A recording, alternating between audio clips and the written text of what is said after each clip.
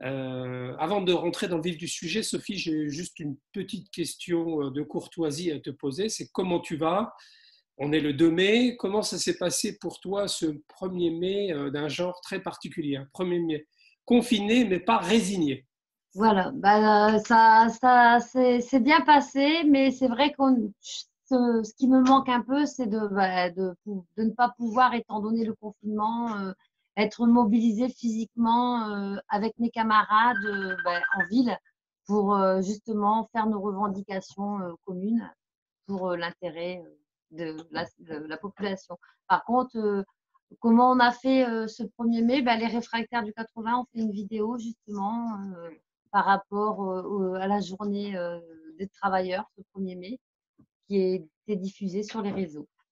D'accord. Ouais. Justement, est-ce que tu peux nous en dire un petit peu plus sur ça, sur la préparation là, enfin, sur le 1er mai? Tu parlais d'une vidéo. C'était quoi? C'était un. euh, Est-ce que tu pourrais nous en dire un peu plus? Et puis, où est-ce qu'on pourrait la trouver, cette vidéo, pour celles et ceux que ça intéresserait? Ben, c'était une vidéo avec que les réfractaires sur la page des réfractaires du 80 pour D'accord. le 1er mai. Si on va sur la page Facebook des réfractaires du 80, on pourra voir la vidéo, hein, c'est ça? Oui, c'est ça. D'accord. Il y avait les personnes des quartiers populaires aussi. D'accord. Très bien. Très bien. Justement, euh, donc c'est une question qui nous est posée là. Le 11 mai, il y a normalement le déconfinement. Alors, ça va être un Oui, déconfinement assez compliqué, enfin assez compliqué, avec des critères variés, certains territoires qui seront déconfinés plus rapidement que d'autres. Enfin, tout ça pour dire qu'à partir du 11 mai, on va progressivement retrouver une liberté de circulation, ou du moins des possibilités de circuler euh, différentes de celles aujourd'hui dont on est privé. oui. Il y a une question qui est posée, c'est comment les réfractaires du 80, comment les groupes de gilets jaunes préparent l'après-confinement, préparent les luttes. Est-ce que vous avez commencé à en discuter parmi vous? Est-ce que vous avez, tu parlais tout à l'heure d'une vidéo qui a été diffusée, est-ce que vous avez commencé à en débattre parmi vous, entre vous? Voilà. Bah, après, oui, on essaye d'avoir des échanges régulièrement, mais c'est vrai qu'avec le confinement, c'est physiquement, on peut pas se voir pour préparer Oui, tout à fait. ce genre d'intervention. Là, la prochaine manif qu'il y aura, ce sera le 11 mai à 18 heures avec les réfractaires du 80 et la BSP à 18 heures. Et c'est vrai, tout en respectant les gestes barrières.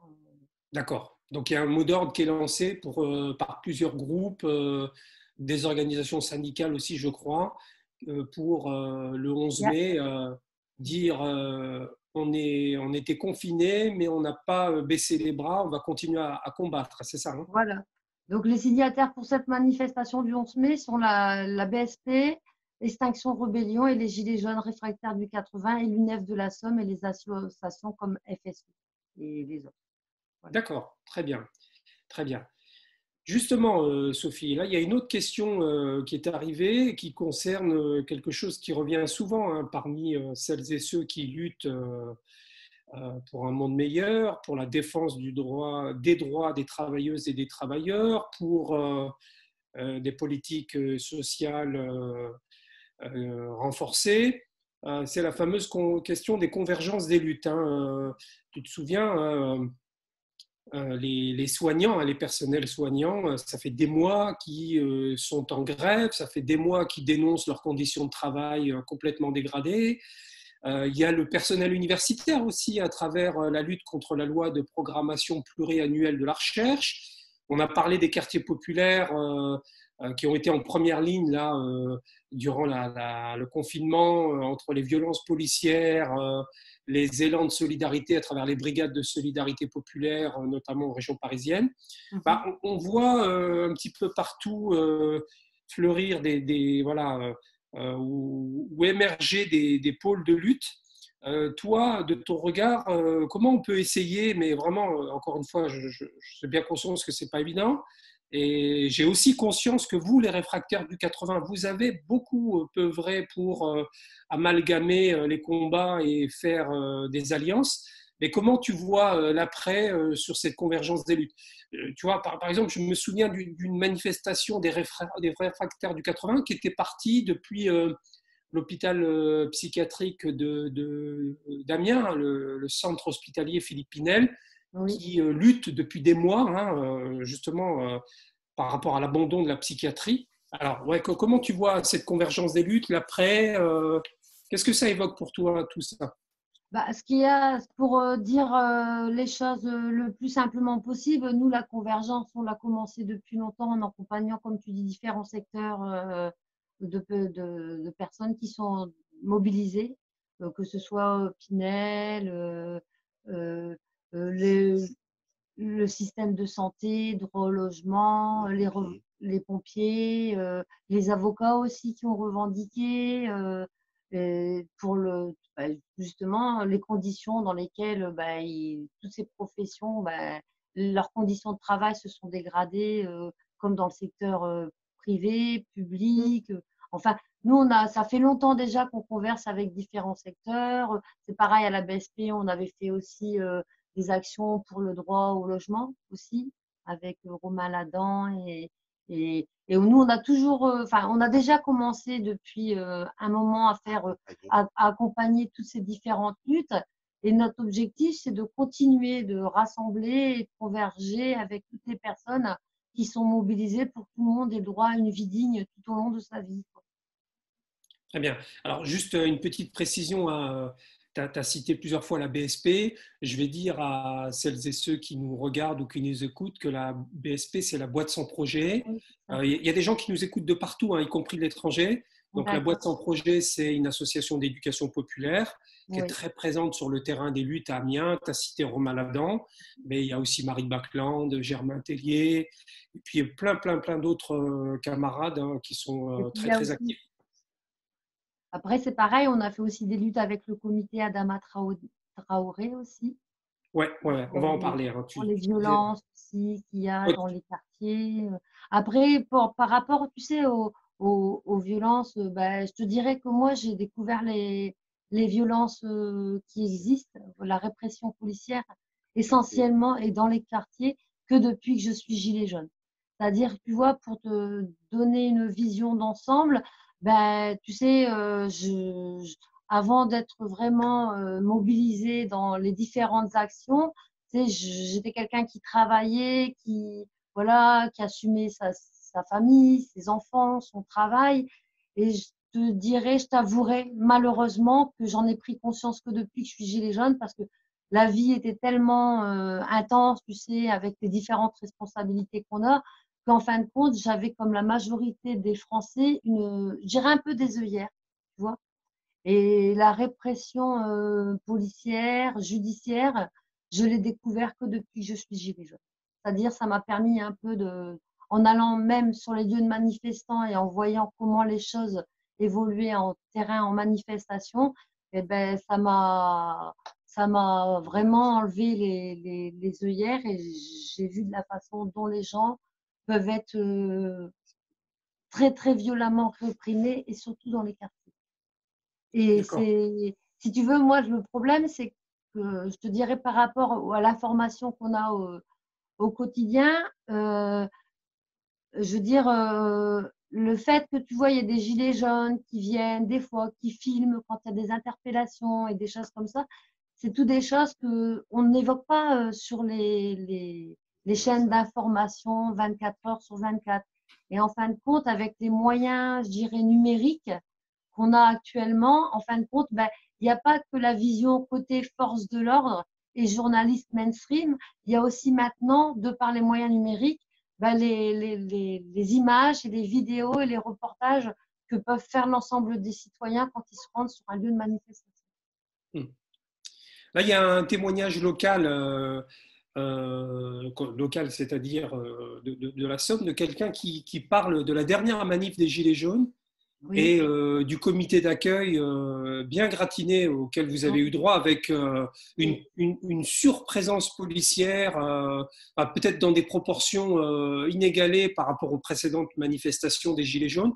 Justement, toi, Sophie, est-ce que tu as une appréhension par rapport à la reprise des manifestations? Bon, on a manqué de masques et on manque toujours de masques à la fois pour les soignants et pour la population. Par contre, des LBD, des grenades lacrymogènes, des grenades de désencerclement, manifestement, on n'en a pas manqué et à en croire certains sites, il faut toujours vérifier l'information, il faut toujours être très prudent avec ce qui circule, notamment sur le net.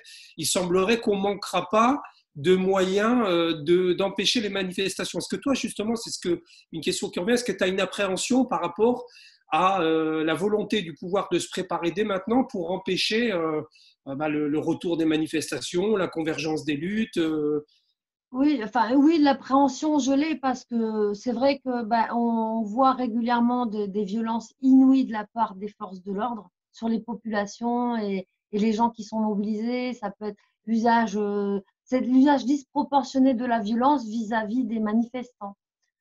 Tu vois, pour te dire la violence, moi je compare toujours les manifestants. Je vais te donner une image enfin, mon image que j'ai, c'est que tu vois, en fin de compte, quand les forces de l'ordre font usage de gaz, de matraques, de grenades de désencerclement, ils ont toujours, puis de gaz, ils ont toujours tendance à dire que c'est l'usage qu'ils font des moyens dont ils disposent par rapport à la violence des manifestants. Mais ce qui se passe en général, c'est que les manifestants, pardon, quand ils sont sur un lieu de manifestation, ils viennent avec des pancartes, des chants. On n'est pas armé, hein, je veux dire, un gilet jaune, c'est pas une arme quand on a encore on prend le risque encore de le porter, parce qu'en fin de compte, maintenant, je te dirais qu'avec les LBD, les grenades de désencerclement, pour moi, aller en manifestation avec un gilet jaune sur des grandes agglomérations, j'évite de le porter justement pour pas devenir une cible, parce qu'on a vu régulièrement des personnes mutilées, éborgnées, avec des dommages physiques, comme si, je veux dire, que même les médecins disaient que c'est des plaies, des dommages corporels physiques sur les citoyens manifestants qui ressemblent à des dommages qu'on pouvait rencontrer sur des lieux de guerre, quoi. Et, certaines armes utilisées sont classées oui. dans certains pays comme des armes de guerre. Hein. Et tu sais, ce qui m'attriste beaucoup, c'est que quand on voit, par exemple, tu sais, il y a des pompiers qui ont manifesté, quand tu vois que des fois, il y a les forces de l'ordre, un pompier qui était de dos, qui s'en allait d'un lieu de manifestation, se faire tirer sur la nuque un LBD. Après, nous, on a eu un membre des réfractaires 80, Mélanie, qui, sur un lieu de manifestation, elle s'est pris un violent coup de matraque à la nuque. Et elle a été marquée pendant très, très, très, très longtemps, à tel point que la première grande action qu'on a fait sur Amiens le 25 mai 2019, j'ai dû marcher à ses côtés. Et la vision même de voir des forces de l'ordre, quand on quittait le parc de la Haute-Oie pour se rendre à la Maison de la Culture, tu sais, pour rejoindre le lieu de départ de manifestation, elle en avait les larmes aux yeux, quoi. Et je lui disais, t'inquiète pas, je vais rester à côté de toi parce que c'est un traumatisme. Il y a une violence, tu sais, les citoyens qui manifestent, à part leurs pancartes, leurs chants, ne sont pas d'emblée violents, quoi. Et, et ça, voilà, c'est triste. Et l'image que j'ai, enfin, le comparatif que je fais pour les citoyens qui sont en lieu de manifestation vis-à-vis des forces de l'ordre qui sont bien équipées, c'est que j'ai l'impression, enfin, pour moi, le comparatif, c'est que c'est comme si, tu sais, un chasseur va à la chasse et dit j'ai tué le lapin parce qu'il était violent. Et nous, j'ai l'impression que des fois, sur des lieux de manifestation, les citoyens sont réprimés comme s'ils étaient du gibier, quoi, clairement. Honnêtement, c'est des fois la vision que j'en ai au vu des violences qui sont faites, et même dans les quartiers, quoi. Quand on voit les amendes qui sont tombées et la répression qu'il y a eu dans les quartiers, des personnes qui n'ont pas enfin, même quand ils justifient leurs documents, des fois ils se font molester, c'est quand même effarant, quoi. effarant la violence qu'il y a, que ce soit enfin, et cette violence dans les quartiers, ça fait des années qu'elle existe et moi j'en ai conscience que depuis que je suis gilet jaune. Mais ça ne m'arrêtera pas d'être mobilisée. Parce que la perspective pour moi, c'est l'avenir. Et l'avenir, c'est le droit de vivre dignement pour que ce soit mes enfants, les enfants des citoyens, les futurs, enfin, le respect de nos anciens, offrir des perspectives à la jeunesse qui arrive aussi. Voilà, enfin, ça ne m'arrêtera pas. Je pense plutôt à l'avenir et voilà, même s'il y a de la répression et tout, la situation est telle que de toute façon, je resterai mobilisée. Je ne lâcherai rien. D'accord. Alors, il y a une dernière question là que j'ai glanée et qui me semble intéressante. On terminera sur ça. Tu sais, c'est la question des élections, de la participation au scrutin. Je sais il y a débat hein, parmi les militants, parmi les gilets jaunes. Il y a ceux qui vraiment voilà, rejettent complètement les élections pour tout un tas de raisons qui sont parfaitement audibles et qui non seulement s'entendent, mais qui sont justes. Hein. Le fait que le système électoral est biaisé, au sens où bah, c'est quand même malgré tout les partis qui gardent la main mise sur les élections. Il y a aussi le traitement médiatique de tous ceux qui ne seraient pas dans les partis politiques ou qui porteraient des messages différents. Et puis, il y a d'autres secteurs des militants, d'autres secteurs des groupes militants, y compris dans les Gilets jaunes, qui considèrent qu'au contraire, il ne faut pas abandonner ce terrain à l'oligarchie et qu'il faut quand même y aller.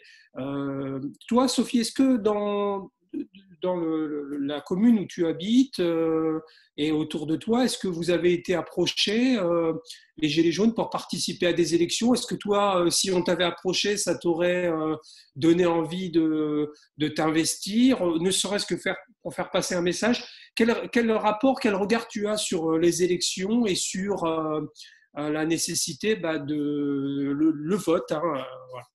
Alors moi, je t'avouerai que pour les élections, non, je n'ai pas été approchée en fin de compte, les élections, pour moi, c'est un peu la continuité du système actuel de la cinquième. Après, je sais qu'il y a des groupes de gilets jaunes qui ont voulu participer et je respecte totalement leur choix parce qu'ils ont dans l'espoir d'essayer d'amener quelque chose et d'être écoutés.